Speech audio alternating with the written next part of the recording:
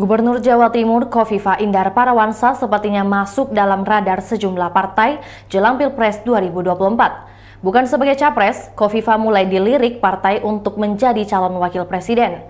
Ini bermula dari pertemuan Khofifah dengan Ketua Umum Partai Gerindra Prabowo Subianto beberapa hari lalu. Meski di hadapan media, Prabowo menyebut jika pertemuan mendadak dirinya dengan orang nomor 1 di Jawa Timur tersebut bukanlah membahas Pilpres. Namun publik membaca itu sebagai sinyal Prabowo punya hati untuk meminang Khofifah sebagai cawapres. Buktinya, Partai Persatuan Pembangunan (PPP) juga mulai melirik Khofifah. Wakil Ketua Umum PPP, Arsul, mengatakan Khofifah merupakan salah satu sosok yang dekat dengan konstituen partainya. Olehnya, ia mengakui kalau bukan hanya Prabowo saja yang mau menggandeng Khofifah sebagai cawapres.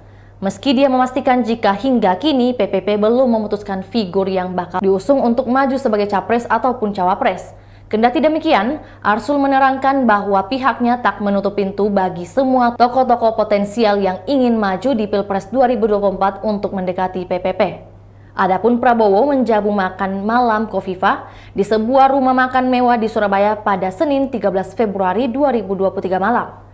Prabowo mengaku sengaja mengundang Khofifah makan malam sebagai balasan karena pernah menjamunya di Gedung Negara Gerahadi Surabaya pada 3 Mei 2022 lalu.